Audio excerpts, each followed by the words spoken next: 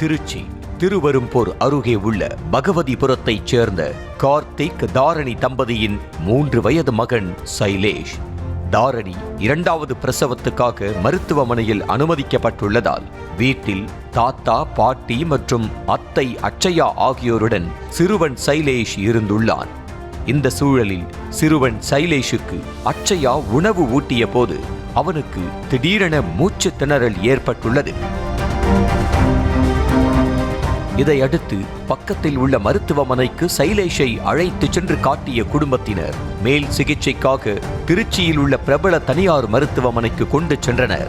அங்கு மருத்துவர்கள் பரிசோதித்து பார்த்தபோது சைலேஷ் ஏற்கனவே உயிரிழந்தது தெரிய வந்தது. இந்த சம்பவம் சோகத்தை ஏற்படுத்தி உள்ள நிலையில் இதுகுறித்து கார்த்திக் அளித்த புகாரின் பேரில் திருவெரும்பூர் போலீசார் விசாரணை மேற்கொண்டுள்ளனர். இதுபோன்று மூச்சு திணறல் ஏற்படுவது ஏன், இதற்கு என்ன செய்ய வேண்டும் என்று விளக்குகிறார் மருத்துவர் இந்திரா நெடுமாறன். மூச்சு திணறல் வரலாம், சோக்கிங் சென்சேஷன் வரும், சாப்பாடு வேண்டான்னு துப்புவாங்க, ரெஃப்யூஸ் பண்ணுவாங்க, கண்ணில் தண்ணி வரலாம், அதே மாதிரி மூஞ்சி வந்து ரெட் ஆகும், ஃபேஸ் வந்து ரொம்ப ரெட் கலராக ஆகுது, கலர் சேஞ்ச் ரெட் கலராக ஆகலாம், ப்ளூ கலராக ஆகலாம். ஸோ இந்த மாதிரியெல்லாம் இருந்ததுன்னா அப்போ வந்து என்ன ஆகும், எகைன் வந்து உணவு வந்து இந்த மாதிரி மூச்சு குழாய்க்குள்ள போயிருக்கிறதுக்கு வாய்ப்பு இருக்குது. ஸோ அப்போ நம்ம என்ன பண்ணணும், எகைன் வந்து நம்ம வந்து இவங்களுக்கு வந்து குழந்தை இப்போ 5 வயசு வரைக்கும் உள்ள குழந்தைகளை வந்து நிற்க வச்சுட்டு நாம் வந்து நீல் டவுன் பண்ணிவிட்டு ஹீம்லீச் மேனவர்னு ஒன்று இருக்குது. அது என்ன பண்ணோன்னா நம்ம கையை நல்லா ஃபிஸ்ட் மாதிரி மூடிட்டு வச்சுட்டு அது இன்னொரு கையை மேலே வச்சு அந்த நெஞ்சுக்குழிக்கு கீழே அந்த இடத்துல அப்டமனில் வச்சுட்டு நம்ம வந்து ப்ரெஸ் பண்ணோன்னா அந்த உள்ளுக்குள்ளே இருக்கிற சோக்கான ஃபுட்டு வந்து வெளியில் வந்துடும். ஸோ வெளியில் வந்தோடனே அந்த உணவு குழாயில் இருக்கிற அப்ஸ்ட்ரக்ஷன் வந்து ரிலீவ் ஆகும்.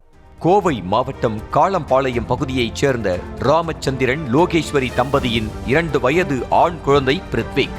கடந்த சில மாதங்களாகவே உடல்நலக் குறைவால் அவதிப்பட்டு வந்த சிறுவனுக்கு திண்டுக்கல் நிலக்கோட்டை பகுதியில் உள்ள வைத்தியரிடம் சித்த மருத்துவம் பார்த்துவிட்டு அரசு பஸ்ஸில் ஊர் திரும்பினர்.